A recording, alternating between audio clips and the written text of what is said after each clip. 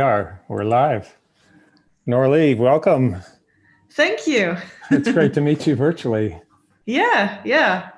You're in the Netherlands right now?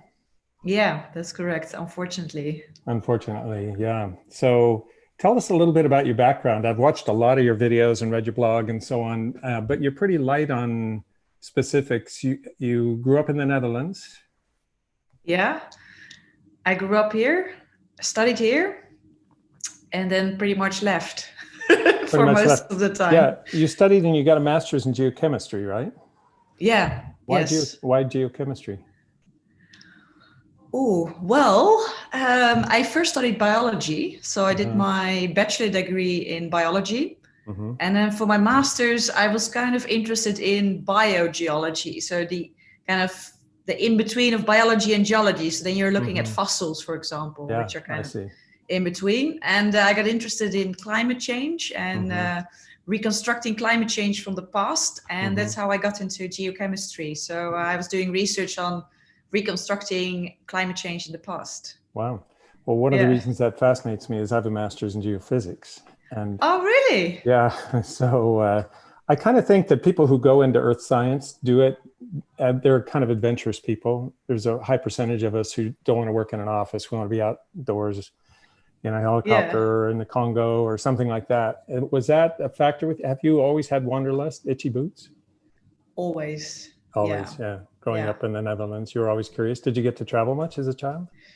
Yeah, well, my parents mostly would go to somewhere in Europe for holidays or something. But I was always, I don't know, as a teenager, I would always go by myself on roller skates and just go for 20 kilometers or take my bicycle and go ride by myself somewhere through the grasslands. And yeah, that's always been there. Yeah. And why by yourself? I'm sure you get everyone who you meet on the road always seems to ask, are you alone? Are you one? And it kind of blows their mind. So, but that started at a young age.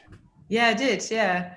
I don't know. Yeah. For me, that question always kind of, I know people ask it all the time, but for me, it's really logical. I just really like exploring by myself. I don't know. I don't need friends or a group to be able to explore. I just really like to be able to go wherever I feel like going. And which I think is that's everywhere. that freedom. Yeah. It's kind of amazing. You know, when I see these episodes, Iran, I think, ooh, you better be careful there. And yet super hospitality when you're in Iran. Yeah. At least the way you edit your videos, people seem to be so friendly. Everything's positive and upbeat for the most part. Yeah. And I mean, a lot of the interactions that I had with locals there are not even on camera. Because I would also, if I was staying in a place somewhere, people were asking me all the time, like, please come to my family's house for dinner. And I was just getting invited every single day and most of it off camera as well. So yeah, it was really, really, really amazing. At some point, I just felt like ungrateful for always saying no, because usually I had to decline, you know, and I was like, thank you very much, but it's okay. But yeah. So so you're in the Netherlands until you get your master's degree. Then you decide to go on and get a PhD in Austria? No, I was my PhD was going to be at the same university here in the Netherlands, but I went to Australia to collect rocks for this PhD that I was going to do. So I spent a couple of weeks in the outback there with a few other professors from other universities, and I collected the rocks that I needed, and I shipped them to the Netherlands. And then I thought, you know, I'm going to travel for 3 months before going back and starting that PhD. And so I traveled through Australia, New Zealand, and then I went to India. And after a month in India, I was like, I don't want to go back to the Netherlands. I don't want this. I don't want a career in science, and I just want to keep on traveling. So then I called the professor and said, I'm not going to come back. And that was mainly backpacking, staying in hostels? Yeah, that was all backpacking, And taking public transport? Yeah, buses, trains. By that time, you'd never ridden a motorcycle, right? No. So, yeah. That all came much later. So you've got this strange line in your blog about you that said you were mining for gold for 2 years and got rich, or mining for gold and got rich, and so then you backpacked around the world for 2 years. Yeah. Got rich? Well, yeah. So after I decided that I was not going to do the PhD, I traveled for a bit longer in India and through Asia. And at some point, or quite quickly, actually, I ran out of money. So I only had 100 euros to my account, and I was in Indonesia. So I thought what to do. So I booked an 80 euro ticket to Perth in Australia. And so I arrived there with literally almost no money. Left. Yeah, 20 euros to my name. And I immediately started working as a waitress to make some money. And I was like, wow, this is really good pay in Australia. As a waitress, you make pretty good money. And I thought, I'll just do this for a while and then travel again. And then I realized that Perth is the mining capital of Australia. And they were looking for geologists. And so I was like, I apply as a field assistant. And then, but then they hired me straight away as a geologist. They were like, oh, you're a geochemist. That'll do. And then they just sent me out, and suddenly I was doing gold exploration in Australia. And I was like, I have no idea what I'm doing, but it was quite successful. And then I made so much money that after only 6 months I did that. And then I looked at my bank account and I thought, I'm going to retire. Wow. That's it. Ciao. And but okay, I didn't make it until retirement. It was 2 years of backpacking again, and then I was broke again. Yeah, so that's kind of that's a little hard to do the arithmetic if you've got enough money to retire 40 years from now, and but 2 years of backpacking and staying in hostels cleaned you out. Yeah, I don't think I did any math there. You're not known for. I think one of the things we all love about you is you're so spontaneous. You don't really plan routes so much. You just go. You wake up in the morning and decide, well, what's the weather like today? What's a crazy back road I can take, Yeah. And off you go. It sounds a little like that with the, hey, I explored for gold for 6 months, and now I'm rich. I'm taking off again. Yeah. So where'd you go for those 2 years? Well, then I traveled again through Asia. And after that, I went to Central America. So I started in Mexico, and then I traveled through every country in Central America, and then through South America until the tip, until Ushuaia. And then I went back up to Brazil, to Rio de Janeiro. And then I went to East Africa and traveled around there for a little bit. Wow. And that's all of that took me about 2 years. And then I was completely out of money again. So then I went back to the Netherlands, without money, no job, no house, no nothing. And I slept on the couch of a friend for a few weeks, but then, within a few weeks, I found a job as a geologist again with a dredging company, international dredging company. And dredging. There worked, dredging. So they go into bays or something and they dredge out whatever's on the bottom to deepen the waters, or? Yeah, a lot of, for example, in ports, to deepen the ports so that bigger ships can come in, but also a lot of reclamations. For example, the Palm Tree Islands in Dubai, like that sort of artificial islands, that kind of work. Yeah. So, and you did that for 5 years? Yeah. But it fit your style because 80% of the time you were traveling all over the world. Yeah, I was in those 5 years, on average, about 6 to 8 months per year. I was abroad somewhere on projects. And in the beginning, in my leave time, I would also travel. So I would work, for example, one time I worked 2 months in Kuwait, and then I had a month leave. So I was like, okay, Kuwait was super hot in summertime. So I thought, okay, I'll just book a ticket to Greenland. And I traveled 1 month through Greenland and then went back to work again. So wow, that's pretty awesome. But you have you been to Iceland? No, that's still on the list. Yeah, and we got to see that. You got to go on a motorcycle, right? And go around the whole. Yeah. That would be, Greenland would be impossible because there's no roads. Yeah, right. Yeah, which I also didn't know when I got there. I booked a ticket to the north of Greenland, and 1 month later I had a ticket out of the country from the south, and I just thought, oh, I'll just have 1 month to travel down the coast and they'll be fine. And then I arrived there and I realized there are no roads. I was like, oh. So that was a bit more challenging than I thought.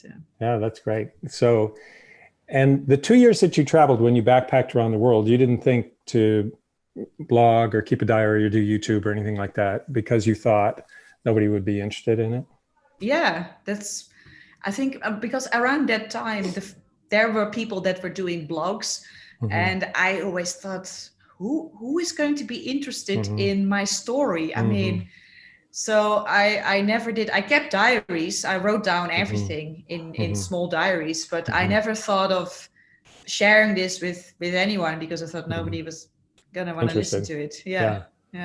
So somehow you went to India and somehow you bought a Ducati Monster. How did that happen?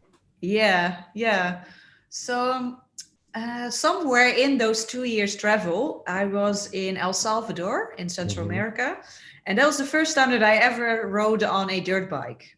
So I met another Dutch girl, and together we met an El Salvadorian guy, and he was like, you want to ride this motorbike? And we were like, okay.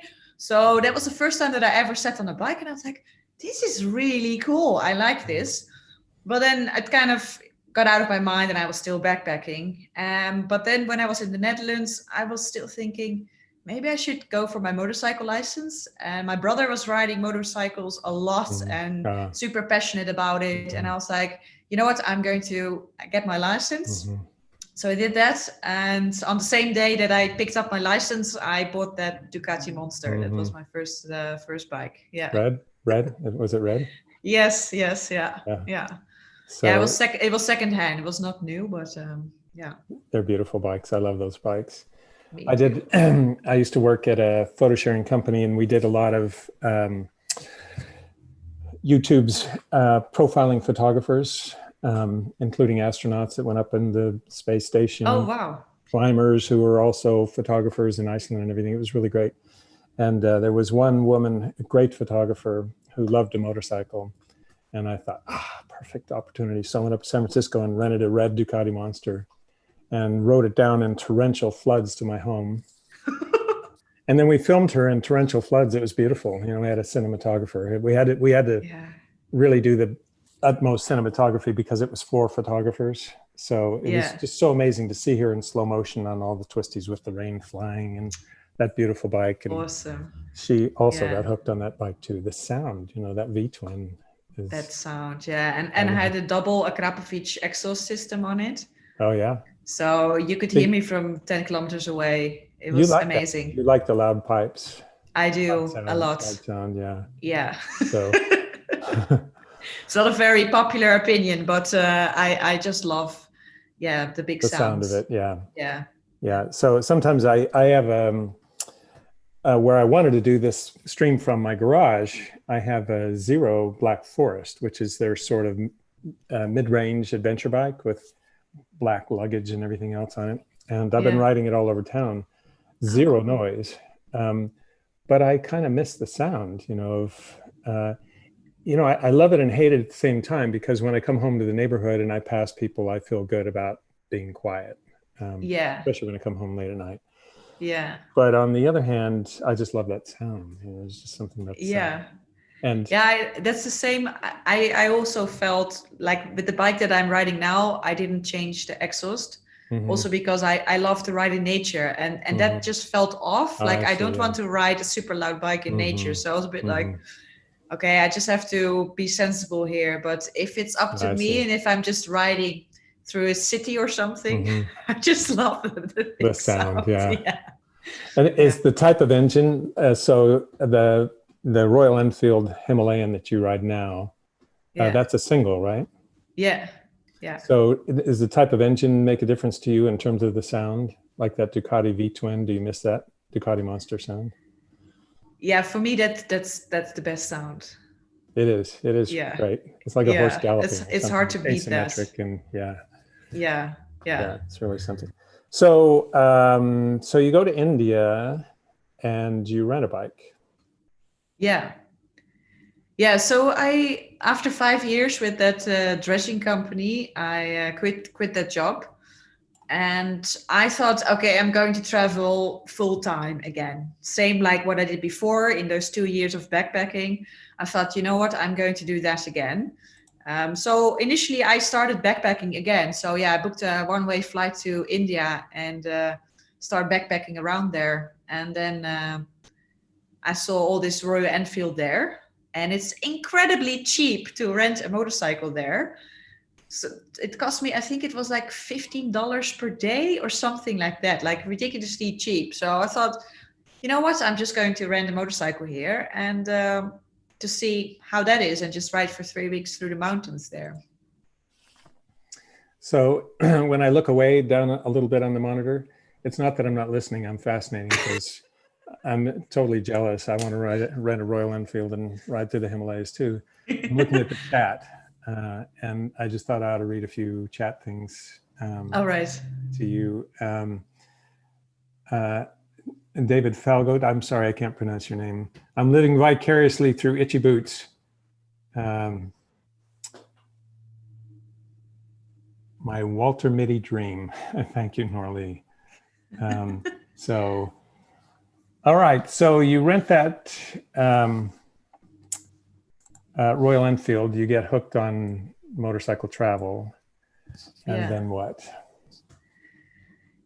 Yeah, so when I had to return that rental bike, I was like, oh no, I have to go back to walking around with my backpack because I literally, that first trip, I never traveled on a motorcycle before. So I just had the bike and then I had my backpack, which I just strapped on the back and I put some plastic on the top to make it waterproof.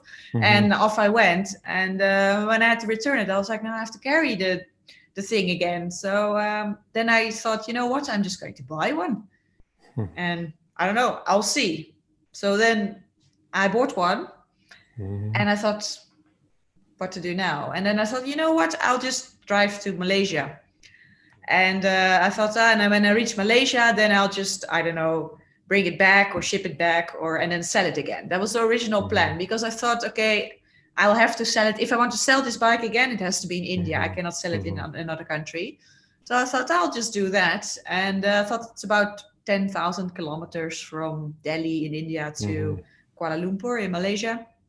And I thought, let's do that. But then I think maybe already after 2 weeks when I crossed into the border in Myanmar, I was already thinking, I'm almost there. I don't want to stop yet. So I already started thinking, what can I do next? So by the time that I reached Malaysia, I already knew this is not going to be the end. I just want to keep on going. So let's find another plan. So then I thought, you know what? I'll ship it from Malaysia to Oman. And then via Dubai, I go to Iran. And then I thought I'll just make a sort of circle through Central Asia and then return it back to India and then sell it. That was the second plan. But then obviously when I was riding in Central Asia, I was like, I'm never going to sell this bike again. I was like, this bike's mine and I will not sell her. So then I thought, okay, then I'll just go to Europe and I'll just ride to the Netherlands and then see what happens. So it just kept on getting bigger and bigger. And when did you decide to start making YouTube videos and why? So when I went to India, I thought I was going to I wanted to become a travel blogger. So I started a blog and I thought I'm going to write about my adventures. So when I was backpacking around then, I was blogging and I was writing. But then when I decided to go on this motorcycle trip, I was like, you know what? How cool would it be if I could video it? Because that's way better than just writing about it. So then I thought, okay, I just buy a GoPro and start a YouTube channel. And yeah, the first video that I ever made was leaving Delhi and starting the trip. 3 minutes. Yeah. The first one was like 3 minutes. It's so bad.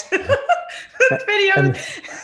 I didn't think it was bad, but you've certainly gotten better. Yeah.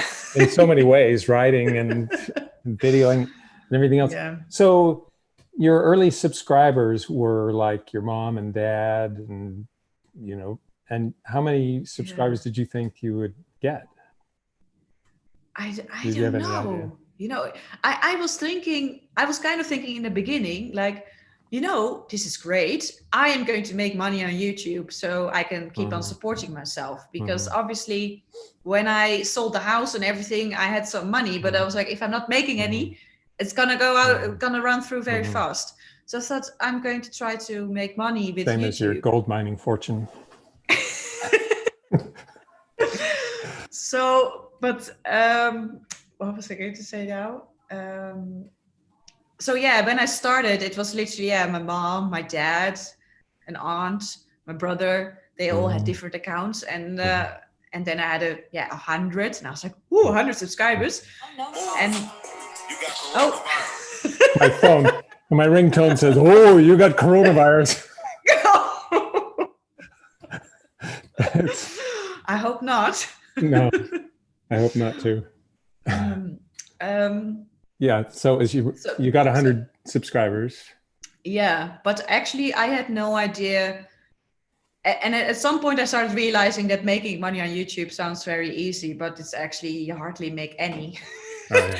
So I was like, okay, this is not working. But I was like, I'll just keep on making videos. And then, I just kept on growing and growing. So I was out mountain biking yesterday, and I listened to the first podcast I could find of you, and you had 1,000 subscribers at the time. And, podcast? Yeah. You were on a podcast. Which one? It was about a 30-minute interview. I don't remember which one it was. It was. That was really in the beginning. Yeah. And you had 1,000 subscribers, and you were wondering who are these people who are interested in me? 1,000 people. Yeah. Wow, that's a big audience. And the next time I heard you on a podcast last September, November, I don't remember. You already had 350,000 subscribers. Yeah. That's like. Yeah. I don't know. And the views you get. And you told the podcast host, with every episode, you're afraid nobody will watch it. You're afraid, you now you get some income that supports you. And you want to continue your ride up to Alaska, and you can't make it to Alaska if people don't keep watching your videos. Yeah. I mean, that is there. Yeah, that's, I mean, I in that sense, I do rely on my audience, of course. So if nobody watches my videos anymore, then that's it. I mean, I'm now working on other things. I am working on merchandise and stuff like that. So other sources of income as well. But yeah, it's mostly the YouTube. So I just hope that people still like what I do. But I do feel pressure in that sense, because I do always feel like the next video has to be even better than the previous one, because I don't want to disappoint people. So I always want them to watch it and then be like, oh, this is great. And that does give me, I do feel that pressure quite a bit. So this morning I was watching your escape from Peru, where you've been, and you had these papers to get out, and it was 2 days of driving, and you had a driver and all these checkpoints and everything else. Yeah. And I read the comments. There were like 2,600 comments. And the top comment was, this is more enthralling than a Netflix series, adventure series. You never know what's going to happen. There's going to be drama and crazy roads and things like that. I was pretty nervous for that whole ordeal, because I had no idea if we were going to make it until Lima, and if I was able to get out of Peru. And now they've extended the lockdown until the 30th of June. Wow. So if I wouldn't have gotten out, I would still be there locked up pretty much in that room. Small room. Yeah. Yeah. That would have been a challenge to think up the next episode. That would have been exciting. Here's the other bed in my room. It's like the other bed. So yeah, that was bad. And I hardly had any internet access. So I couldn't really do anything. And I'm just really glad I got out. Yeah. So it's kind of amazing that you've become, I mean, what is it that, were you interested in telling stories as a child? Did you read a lot of stories? Have you thought about how to make these adventures so exciting? How did the storytelling evolve with you? That's such a good question. Yeah, I mean, I always wanted to become a writer from like young age. I would always say, I want to be a writer. And that's why when I started the blog, I actually thought, this is quite cool because I can combine my two biggest passions, travel and writing. And I really thought I would enjoy that until I started making video. And then I realized that I enjoy video making a lot more even than writing. But I don't know. I think the storytelling in the video making that also evolved. If I look back at the first videos, it's really bad. And now it's a bit better. It's But great. It's yeah, obviously great.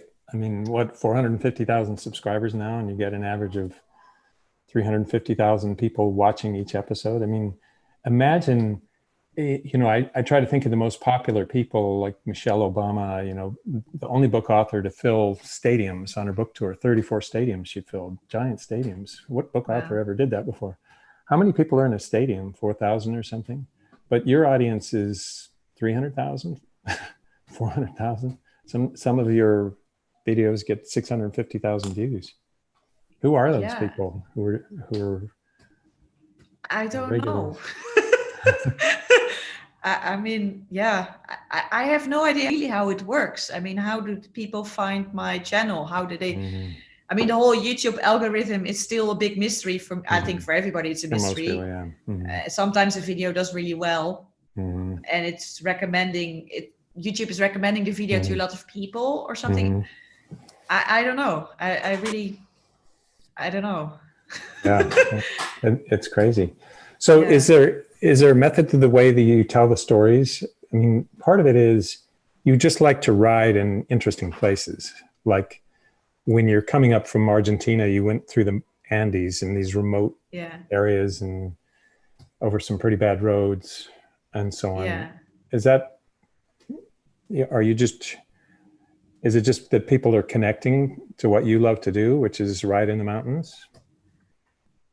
Maybe, I think, but this is just my sort of guess on why people like the videos. Maybe it's just because I am just a random woman on a not too expensive, huge bike, you know? So I think that a lot of people feel like if I can do this, they can do as well, you know, and that you don't need, I don't know, you don't need so much to have an adventure like this. And I think maybe that plays a role, or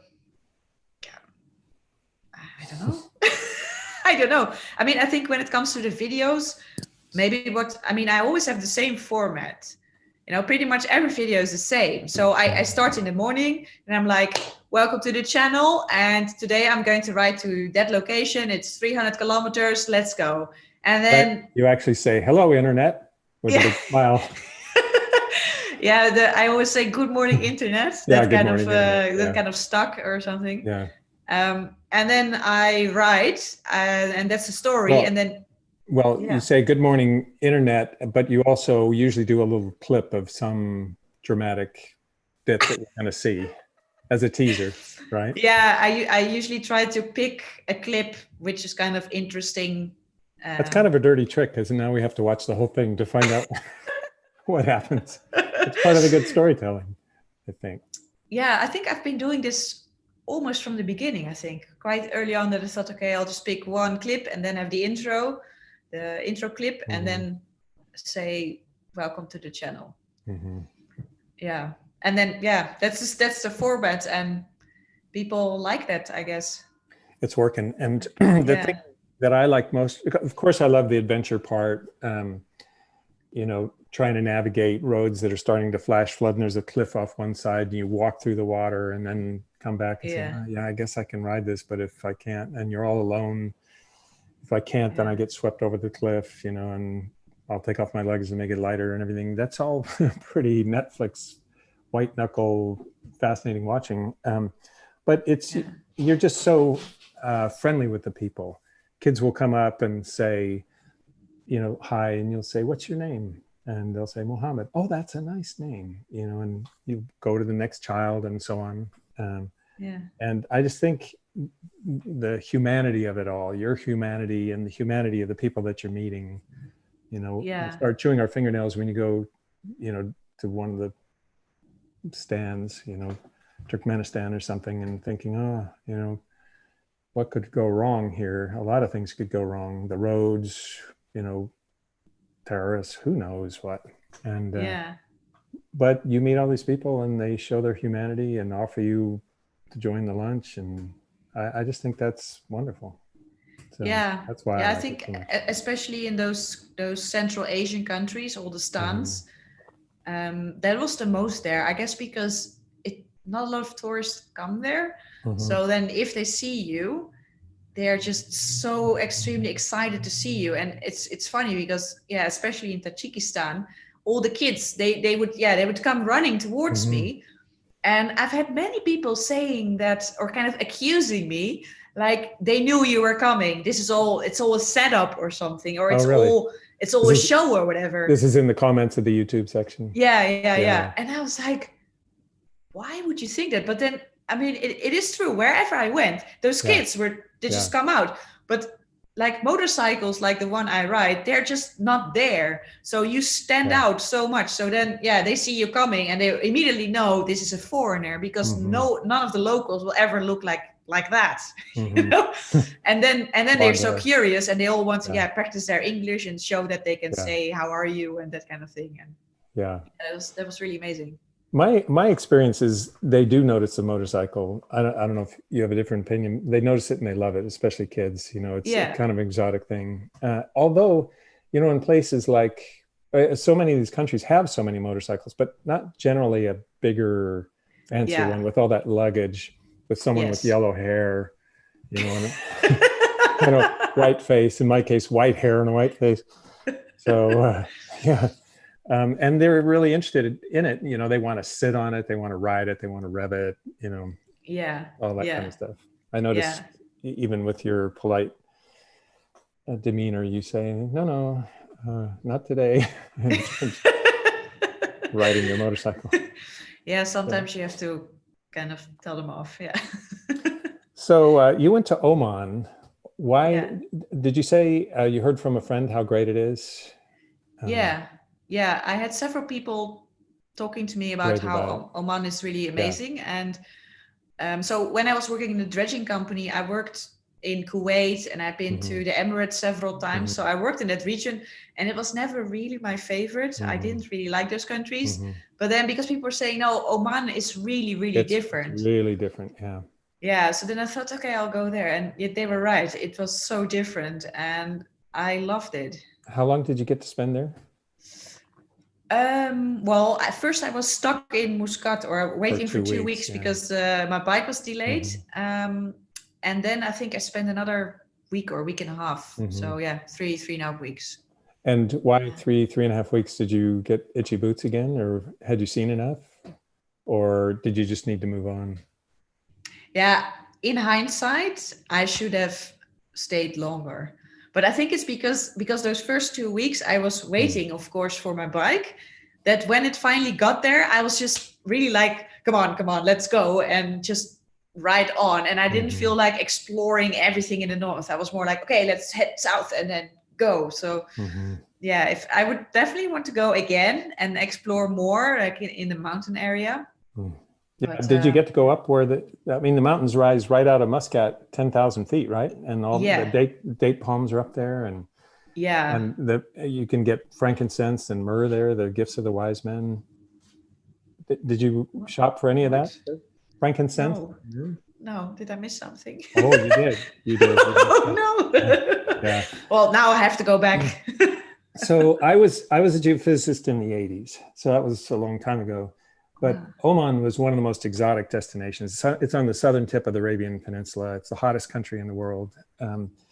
And the women were liberated even in the 80s. They wore pants. They were in the police force. People are very dark because it was the center of slave trade for a long time. Yeah. And big forts on the sides of the cliffs and everything else. It was hard to guard it. And it's this fancy kingdom with palaces and everything else. But the city itself, because it was so hot, they dug underground to put the stores in there. And some of those stores have been there 2,000 or 3,000, 4,000 years. And they were selling frankincense and myrrh, which were the gifts of the wise men to Jesus. And or his parents or whatever. And so it's a sap that grows on the tree, and you burn it as incense, and it's beautiful smelling. So I brought it home to my religious family when I'd been there. They sold it and packaged it in balls of aluminum foil. I brought it home in my luggage, and made all my luggage smell great. And then we could burn it as incense. So we gave it away as gifts and things like that. And most people hadn't seen it, but it used to be one of the most valuable commodities. I mean, 5,000 years ago, the camel tracks. So this would be interesting for you. In geophysics, you can do side scanning sonar and penetrate the sand layer. And what you see in Oman are the camel trails that were trafficked for thousands of years, trading frankincense and myrrh and other preservatives for meat and things like that. And because they're denser, and that's how they find some old abandoned cities there, by doing that and seeing where the camel trails converge, So, oh, wow. Oh, that's amazing. It is amazing. So you were there for that sort of work. Mm-hmm. Cool. In geophysics. And I was an idiot. And why? Well, so it's a great place for Europeans to vacation. Only they seem to know about how wonderful it is to vacation because it's warm in the wintertime and so on. Yeah. And so they have these resorts down on the beach. So I arrived at one of those resorts, the company. Oh, in Salalah. Mm-hmm. Oh, yeah. And so I decided to go out for a run. It's the hottest country in the world. And at the time I was there, it was 122 degrees and humid, 90% humidity. You wouldn't think of an Arab country as being that humid, but it was, because it's right on the coast. Yeah. And so I came down in my running shorts and t-shirt, and all the people who were dressed in uniforms, doormen and concierge and everything. No, sir, you must not. No, you must not. Do what? And I waved them off saying, no, I know what I'm doing. I've done a triathlon in Mexico where it was 117 degrees and humid, and I did okay. So I go out, and it's really exposed, not like in Mexico where there were trees and shade and all that. And so I'm running down the beach, but I had a plan, which was I'd run down the beach for a mile, and then I would run into the ocean and swim back, and because triathlon. Well, my plan was foiled when I turned into a lobster after a mile, red face and everything else. And I ran into the beach and found out, there was one thing I didn't think of. The water's hot too. And, yeah. And then I overheated swimming, and I couldn't tell what was better, running or swimming. And you get out of the water and it just drains off you and it doesn't evaporate. And when I came back, they couldn't help laughing. And I told them they were right and everything else. And I must have looked like a lobster. So, did you get heat stroke? No. Not that I'm aware of. Somebody online will know I can't think of the name, the famous city that just sunk, and it was considered destroyed for its wickedness. The way they found it is all the camel trails coming together. All right. And then they excavated it, and they found out it was a limestone sinkhole like you get in Florida. And they were probably dancing too hard. And, the ceiling collapsed. Yeah. The buildings got swallowed by the earth in this big limestone sinkhole. Yeah. So anyway, but this interview is not about me; it's about you. What was your favorite? What was your favorite country that you went to? I enjoy these stories. Did you have a favorite country? Or? I always find this such a difficult question. I think I also always answer something differently. I think it's just because I had so many favorites. Obviously, Iran is always high on the list. Iran was amazing. Those episodes were amazing. Yeah. But there were more countries which I think I also liked different countries for different reasons. I mean, for example, in South America, I just loved Argentina. Mm-hmm. Whereas, for example, the first part, it was all flat. Mm-hmm. But I just loved it because of the wideness, because of that. And I mean, flat countries look horrible on video, and people were like, it's boring. And I was like, I agree, for a video, it's boring. But for me, for riding there, just gravel roads, 100, 200 kilometers gravel road without seeing anybody, and just the wideness of that. Yeah, I don't know, the space. I love that. And so, yeah, there's just different countries and different areas which I loved for completely different reasons, I guess. And you got a drone somewhere along the way and started flying a drone to film? Yeah. Yeah. I Yeah, love that that's footage. yeah, it's great footage. It's an expensive hobby because they Yeah. are so fragile. Uh-huh. And yeah, I've crashed and I've lost one. There's one drone sitting on top of a tree Mm. in a national park in Argentina, and it's Mm. the second tallest tree in the world, and this drone is sitting right on top of this tree. And yeah, I couldn't get it. I just had to leave it there. I was like, no. And buy a new drone. Yeah, yeah. So that is, yeah, it's great footage, and people really love it. And I also like flying it, but I do find it always nerve-wracking because I'm just worried that it crashes or I lose it or something else happens with it. Yeah. So some of the scenes, the drone is following you on your motorbike. How'd you do that?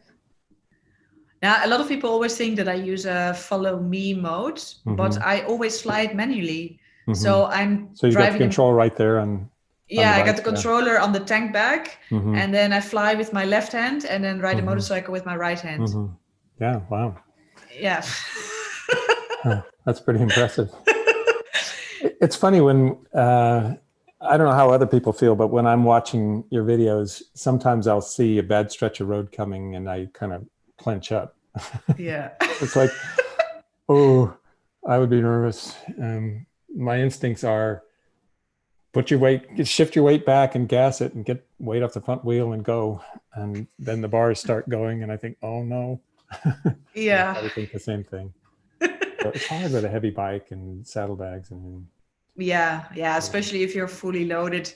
Like now I'm riding a lot better. Like that first trip from India to Europe, I had the hard panniers and I had so much luggage, and I dragged around a front and a rear tire for 11,000 kilometers. I dragged that with me on a motorcycle, and it's just, I wasn't experienced. I was thinking that I couldn't find the tires in Central Asia, so I thought I'll bring them. And I probably would make the same choices if I would be standing at the beginning of the adventure again. But now I know it's not necessary. And now I have soft luggage. I'm riding a lot lighter. And I really started to appreciate riding a lighter bike because it is so much better. Yeah. So why did you go to soft luggage? Just, was it a weight thing? Yeah, it was a weight thing. And also for off-road, it is dangerous with the hard panniers. I've had one fall where my leg got caught underneath my soft luggage. And then I was thinking, wow, if I would have had hard luggage, like aluminum panniers, I would have seriously damaged my ankle probably, or well, maybe my boot would have saved it, but I don't know. I would definitely be caught. So yeah, it's safety, but it was mostly weight, to save weight. Yeah. So I don't recall breaking.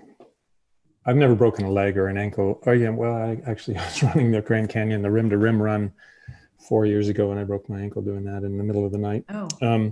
So how did you get out of that? I had to walk. It still supported my weight, but it was a break in a place that didn't create instability, and so I had to walk back out. I was down by the river actually. And what had happened is I was running down. We were doing the rim to rim to rim. I was running down, and around the 10-mile mark, my headlamp suddenly went out. It just went black. And it was 4 a.m. We were trying to beat the donkeys, the pack mules that come down, and because they hold up the runners. And so with my light going black, I couldn't see anything, and I was running, and I made a wrong step and broke my ankle. But I was reviewing a Ducati 1260 Enduro, which is a really heavy bike, and it had hard luggage. And I washed out on a sandy road, and my ankle did get trapped behind the hard pannier, and it broke my tibia. Oh, wow. Or fibula, whichever the smaller bone is. Yeah. But it still had stability. Wow. So I was able to get up and ride for the next 7 days and come home, and my wife made me x-ray it, and of course it was broken. So whatever. But that's the risk with with hard panniers, I guess. Yeah. And I also didn't like that the ones I had on the first bike, they were not waterproof. So you would always get condensation. Condensation on the inside, and my stuff would get wet, and I really, really hated that. And with the soft luggage, it is actually 100% waterproof. So I think that's also a big plus. Yeah, that's nice. Yeah, the only thing, you can't clean it so easily. That's the only downside I find. So how many languages do you speak and get by with? Those are different questions. I speak quite a few. Or I mean, my English is good, of course, and my Spanish is also good. And I speak Portuguese as well, because I was in Brazil a long time. Or Brazilian Portuguese, actually, slightly different. And then I just know a lot of languages. I just know a little bit. So I knew some Russian from the time when I worked in Kazakhstan for a year for that dredging company. So then when I was working in Kazakhstan, I learned some Russian. And obviously Russian is very, very helpful in all of the Central Asian countries. And yeah, I just usually pick up like a few things. I know some Arabic from when I was working in Kuwait. I learned some Arabic. So that's, that helps a little bit. Wow. Can you read any of the symbols in Russian? No. Cyrillic language? No, there was a time where I could read it. Yeah. No, the Arabic I cannot read at all. And the Cyrillic, there was a time where I could almost completely read it. But on this trip, no, I already forgot everything. And I was like, I can't read anything anymore. But the reading wasn't really a problem. It's mostly, speaking to people. It's amazing. I took 3.5 years of Russian in high school. And and we thought it was because it was supposed to be the scientific language, and I want to be a scientist. And we thought it was the greatest secret language in the world, me and my classmates, because we could write in English. It has all the English sounds, 36 characters, and they're all very phonetic. And so we wrote notes and everything else. We knew it down cold. And two of my best friends are Russian. I can hardly recognize any of the letters anymore. They're just. Can you still understand it if you speak it? Really, no. And I thought I was pretty good at it. We played all the games, bingo and everything else, but I just. Yeah, but if you don't use it, you lose it. If you don't use it, yeah, it's crazy. Yeah. So fluent in Dutch and English, pretty good in Spanish. No clue when you went to Myanmar or someplace like that. But in most, like in Southeast Asia, pretty much everybody can understand English just because of tourism. So like Myanmar, Thailand, Malaysia, English people, it's super easy. So I do have to say, in South America, not a lot of people speak English. So there, the Spanish is really quite handy. But I'm always convinced that you can travel to any country, and even if you don't understand a single thing, you will manage. Like I would never say or think that a language barrier would be so big that you couldn't go there.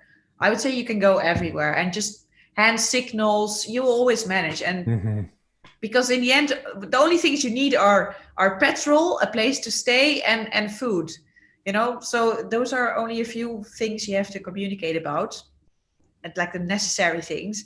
And so I think you can manage everywhere. Well, that's great. So yeah, well, you're so that's what I think. My daughter and her husband and I were traveling through Spain before they spoke Spanish. They've learned it since, and we needed some foot powder. So I just went into a foot shop and started pointing at my feet and holding my nose. They got it immediately. They just reached on the shop. Yeah, exactly. You get inventive, and you'll manage. My daughter's never let me down. Dad, what are you doing? I said, hey, it worked. And everybody laughed in the store. They thought it was funny. I think it's funny, yeah. So I'm reading the chat. Did you ever find the drone controller that you lost last year? Oh, yeah, I also lost. No, I never found it back. No. No, I do remember what went wrong because I put it on top of the pannier and then I drove off. So it just fell off somewhere. Oh, yeah. Yeah. I've done that with a GPS before. Oh. So somebody's asking me, Baldy, what bikes do you ride with friends and family? You know, I ride a Ural and Russian motorcycle and with a sidecar. Oh yeah, with the sidecar. Oh, Yeah. those are cool. Yeah. So the coolest thing about that bike is everybody smiles, you know, no matter where you are. Even the Harley guys, you know, the Harley guy, I don't know if Harley guys wave at you, but they usually don't. Usually no. Yeah, no. usually not. And everybody waves, including the Harley guys and the policemen and everybody else. And they come up to you and say things like, "Oh, Indiana Jones," you know, and things like that. So I have 13 grandkids, so I'll typically 13. Yeah. Wow. So I'll typically have one on the back and two in the sidecar, and then our 85-pound yellow lab jumps in the sidecar and on the lap of the grandkids. And so it's pretty crazy. I was going to broadcast from the garage until the carpenter next door was making all that racket. And then I would have in the background the Ural. My wife's got a Honda Ruckus that's got all kinds of attitude. She's ridden all her life. And then I have that badass looking Zero Black Forest, the electric, which is really great. So, but those Urals, they are pretty unbreakable as well, right? Unbelievable, yeah. Yeah, I haven't been. They just keep on going. Those things. They just go and go. They've got it sort of a detuned 750cc engine without a lot of power, and they're made like tanks. My understanding is that Hitler licensed the design for a BMW in 1937 to Stalin, and they were supposed to be war machines and with machine guns on the front and all that kind of stuff. They were used in the military. Yeah. And I didn't know that. So they made them durable as hell. And, so somebody can correct me in the chat. David, I can't pronounce David's last name. Falgout. Noraly, which country do you think is more dangerous? Other countries or the USA? Yeah, at this moment. Oh boy. I don't know. I mean, I had a really big plan I wanted to really tour the US because in my time, so I was planning to ride from Patagonia to Alaska in a year and a half. So I thought I'll have proper time, like maybe 6 months to really tour the States and not just cross straight to Canada. But now that I am here for the next few months still, I think I'll lose that 6 months. I'll lose it with this whole crisis. So if I still want to keep my old planning, that means that I cannot tour around the States for 6 months. Well, you were going to go to Alaska too, and you were trying to get there in the summertime. Yeah, exactly. So I'm bound by the season. And I don't want to arrive in Alaska again a year later. I mean, that's just too far in the future. So but let's see. I mean, right now, nobody really can predict. The world's changing so fast. It's very hard to know how it's going to look like in a few months from now. Does it help that you're Dutch when you travel to these different countries like Iran? Like passport-wise, or how I'm perceived? How you're perceived, especially at the border crossings. Right. I mean, I don't know, because I cannot really compare with, I don't know if Americans, for example, are perceived differently. I don't think so. I mean, I don't think for the people, they really don't care where you're from. It's more governments. So it's more like, your passport, that can be an issue. But I don't think the people, they really don't care where you're from. They're like, a foreigner, welcome. And doesn't matter where you're from. But I always had to have two passports because if you had like an Israeli stamp in your passport, you couldn't go to Saudi Arabia. It's that type of stuff. You didn't go to Saudi Arabia? No, and I have no desire to go there. No. I have all kinds of experiences to tell you about that. I had to go there for work, and right, that was tough. Yeah, I met, yeah, that dredging company where I worked for, there was always a lot of work in Saudi. But me, I never could get a working visa as a woman. They would not grant me a working visa. So they always had to send male colleagues of mine. And I never felt bad about it. I was always like, oh, I can't go. What a shame. Yeah, no desire. You're kind of lucky. Yeah, so I had a lot of female colleagues too, and they couldn't go. And but none of them regretted it. Anything, the way you'll be treated there. So has Noraly, so this is Alfwalk, has Noraly ever not made it to a place to stay for the night? Does she carry camping gear? I've always made it. Yeah, and I have a emergency shelter, so that should, I don't know, make sure that I'll survive if I have to spend the night on the side of the road. But it never happened. No. I always make it. Can you explain your philosophy a little bit about not booking reservations in advance and just showing up and looking around and saying, I think I'll stay in that place? Yeah, I mean, sometimes I've made reservations if I know that, for example, it's a holiday season somewhere or it's high season, everything is booked, then I do it. But if that's not the case, I don't like making reservations because sometimes, during the day, I'm like, I'm tired now. I want to stop and I don't want to continue riding. And if you have several reservations in place, like one slight change of plans and you have to call them all again and say like, oh, I have to change the booking. Yeah. And that for me, it's just so much hassle that I'm like, I'll just rock up somewhere and usually they have room. And there have been cases that I had to try 5 different places or something, but usually that's rare. So yeah, for me, it just gives so much more freedom if I don't have to be anywhere and I can just see how it goes. What are the kind of places you like? What's your kind of criteria? Because you mentioned in an episode or podcast or something, you go for the cheapest place unless it's dirty. Yeah, I mean, I try to do it relatively low budget, so I don't stay in like 5-star hotels or whatever. But I also I don't spend a lot of time and energy to find the cheapest option, So I just kind of look, okay, what's kind of low budget? And internet is important for me. So I always do check, do they have Wi-Fi? That's always great if they have it. And if I stay a few nights, I do came to realize that I really like a warm shower. So if it's like a cold shower, I just get really sad. But yeah, that's it. I hate cold showers, and there's a reason for it. I used to swim on a dare. I used to swim in these frozen lakes.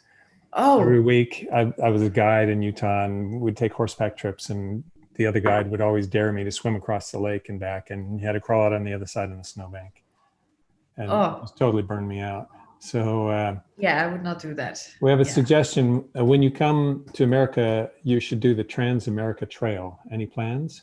And somebody else says, or the CDT on your way through the US.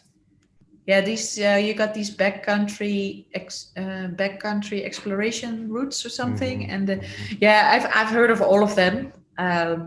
I definitely will try, obviously, again to find some dirt roads to ride. But for me, it's still, the United States is still so far away from where I was, and I was like, for me, for the first focus is Peru, and just trying to get out of there with the bike to the next country. And so I'll probably really start thinking about these type of routes when I'm entering the United States from Mexico. Then I'm gonna think, oh, is there a nice route to ride somewhere? But earlier, I just have too much other things in other countries on my mind to consider first. So L. Hitchens says, how's it, Noraly? 5 exclamation points. Is that someone you know, or just one of your thousands of fans? What was the name again? L. Hitchens. Just one of your fans, I guess. I don't know. Just say hi back. Hi. Hi, L. Hitchens. So somebody else asked, as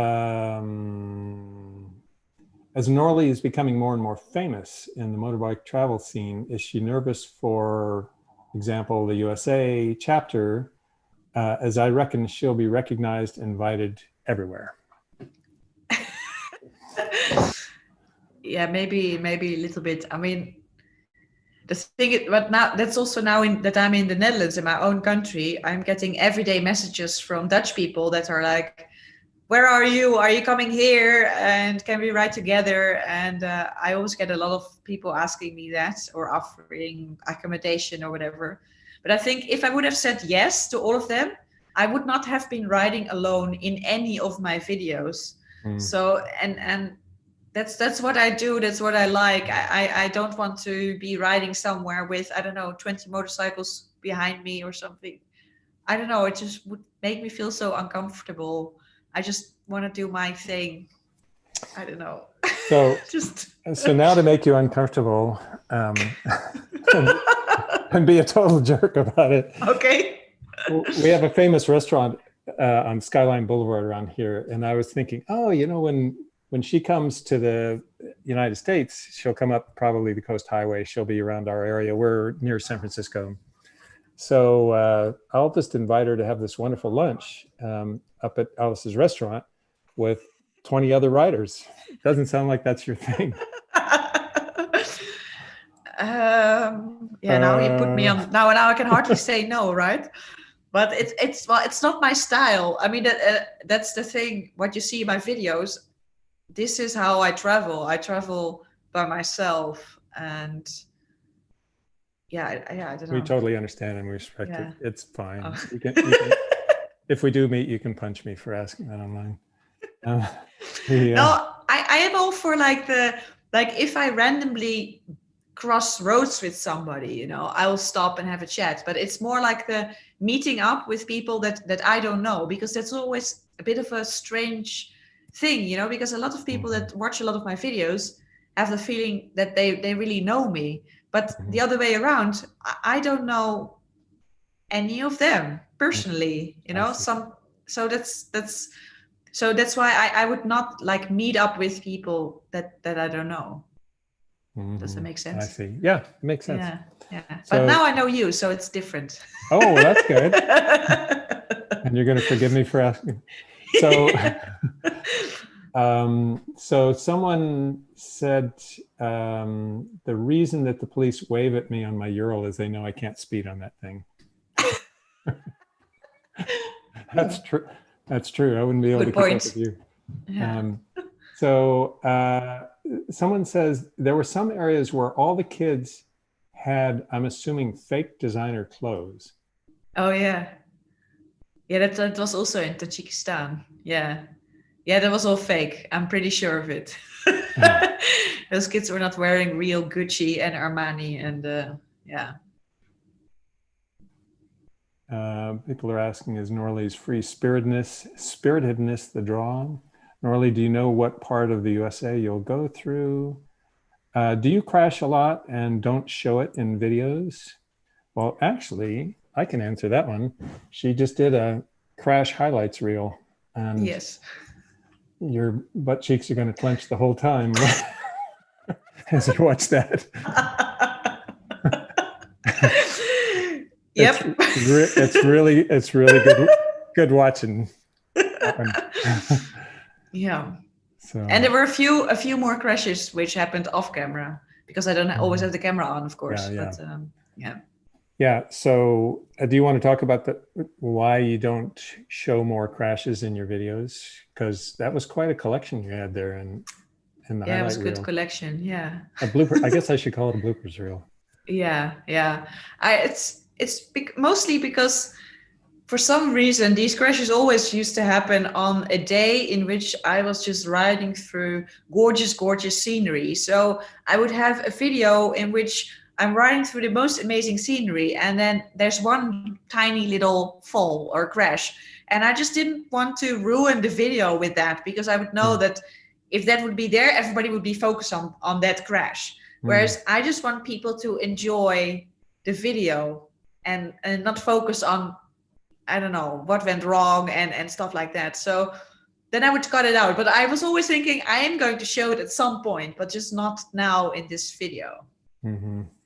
So then I thought if I just make one collection of everything, then it's just one video to get through, and then you know it all. Yeah. Plus, you had a highlights reel too, which was fascinating. Yeah. So, how did you find all that footage? I mean, you've shot so much footage. It's been such a long time, and to go find all those highlight clips and all the crashes and things. How'd you do that? Yeah, that was so much work. I bet it was. I think both of those videos, they each took me 1 week to make. Wow. Yeah. Just searching through footage. It was really well done, though. And dramatic music to go with it. You know, it was really well done, and occasional narration. So, someone asked about great videos. Did you have an interest in writing in Afghanistan when you were so close to it? I was in a way, because where I was riding in Tajikistan in the Wakhan corridor, there was a possibility to cross the border, just to cross the other side of the river and ride on the Afghanistan side. It was possible, and people do that, I think. And it was also safe, that area of Afghanistan. There's no Taliban. There's never been any Taliban, so it's considered a safe area. So I could have done that, but I actually didn't do it because of the YouTube channel, because so many people were already freaking out that I was riding so close to Afghanistan. And then I thought, if I would do that, it may look like I'm doing this to, I don't know, provoke something or do it for the views or whatever. And that was not the case. I would have done it if I would have been just me without a camera. I would have done it. But because of the camera, I thought, okay, I better not go into this and just stay on the Tajikistan side. Yeah. Wow. Interesting. I never would have guessed that answer. Oh, really? No. What did you think I was going to say? I thought you were, I just sort of had a vague hunch that you'd say, well, Taliban and American military and, you know, war zone. Oh, no. That area is quiet. Like, there's,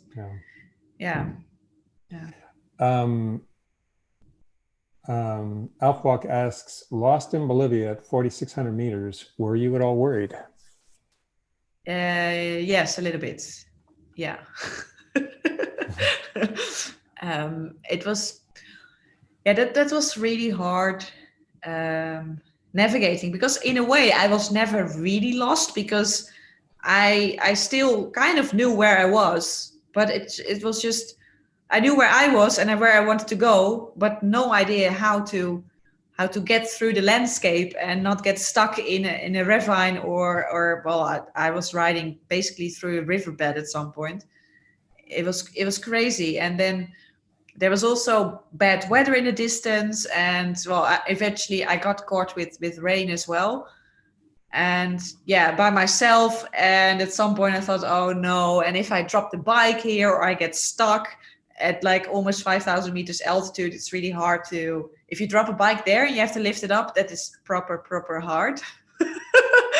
So I was a bit worried. Yeah. So I mean, so I think that's another thing that's so attractive to your channel is you kind of wear your emotions on your sleeve. We can tell, you know, when you're out of breath and struggling with the bike and nervous, you know, it's you know, it's just very emotional. So I just switched over to ADVRIDER to see some of the chat there. Great exclamation point. Talk about an ADVRIDER. She is awesome. Someone else said, awesome, having withdrawals on only having one video a week now. Do you feel the pressure? I know, yeah. And the videos, you've changed them quite a bit because you're in Holland. You know, I watched the one, I was quite interested being a geophysicist, of how much of Holland is below sea level. And you did a really nice job of showing on the map where you're going to take us, and, you know, meeting up with your parents and having them talk about the floods and so on. It was really quite interesting.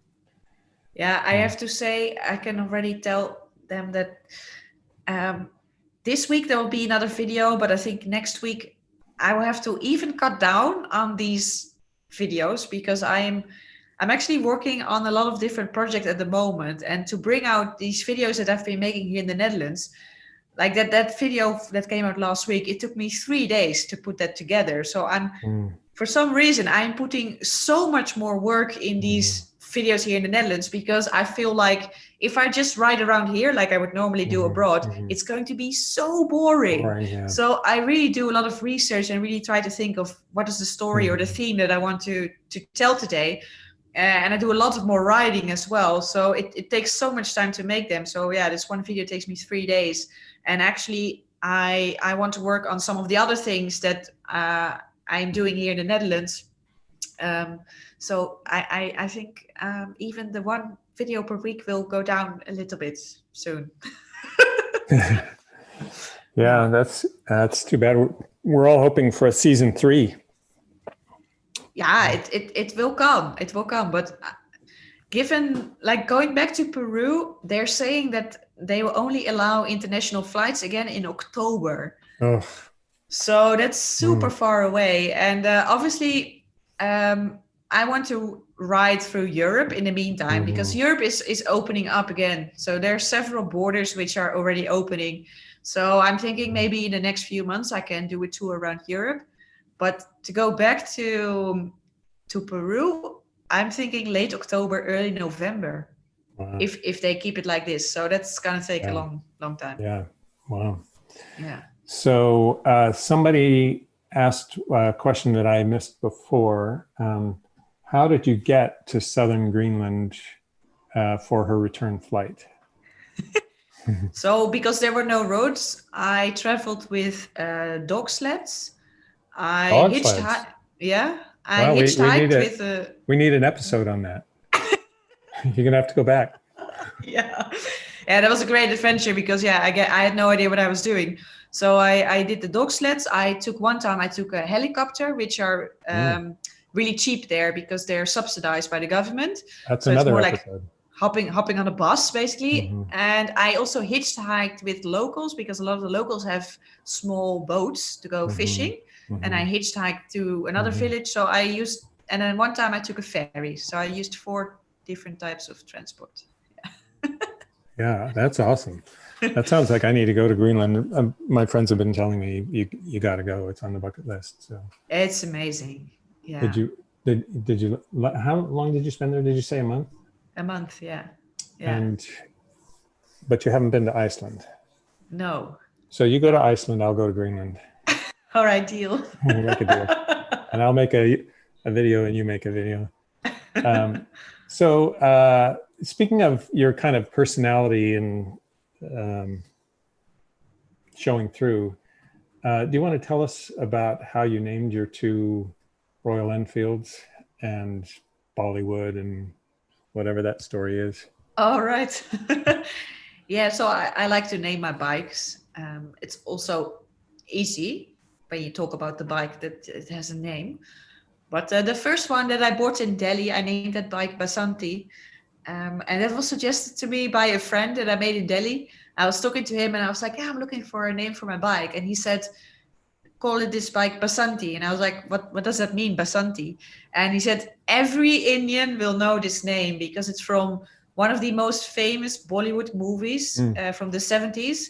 And in this movie, you had this woman, and she was the heroine of the movie, and she had a horse, and so her name was Basanti, and the horse was Dano, and together they were rescuing people, and they were all being a hero.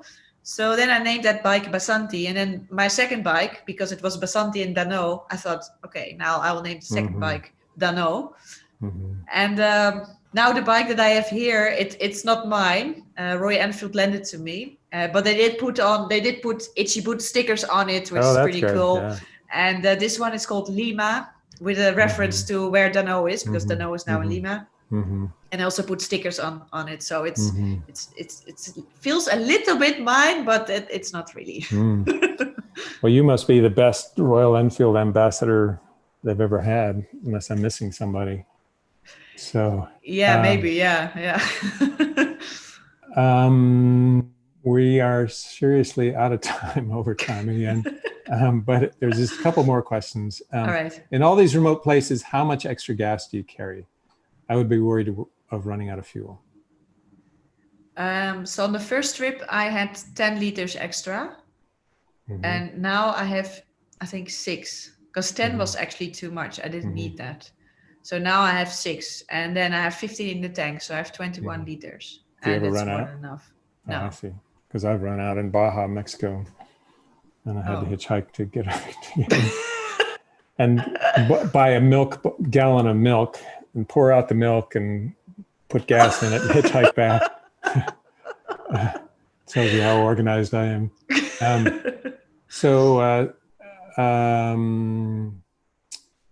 Let's see. I'm interested if Noraly watches other bike adventurers channels for route ideas. Lyndon Poskett, Pedro Moto, for example. Yeah, I do watch Lyndon Poskett. I think he's it's amazing. Huh? Yeah, he's amazing. Yeah, he's my hero. Yeah, he's one of my heroes too. Yeah.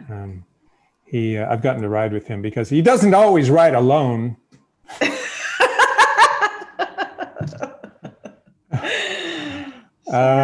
Okay, everybody, thanks for all the questions. I think I got them. Oh, last question.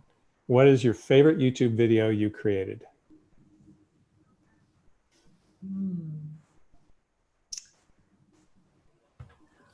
Yeah, I think when it comes to what I think is my best video is actually the one from last week, the one with my parents and stuff. Oh, that was a good one. But that's just more because of how I put it together. And I think the 60,000 kilometer recap of all the good moments. That was amazing. Yeah. The highlight reel. Yep. Yeah. It's kind of like there's a blooper reel and a highlight reel, and they're both fantastic. So thank you so very much. There's all kinds of, comments you got a lot of fans out there, and a lot of comments about, thanks so much for doing the interview. It was great. So we'll see you online. Thank you for having me. Yeah, I'll speak to you later. Yeah. Thanks a lot. Thank you. Okay. Bye. Can you stay on for a minute? I'll end the stream, but if you stay. Oh, I don't need to do anything? Okay. No.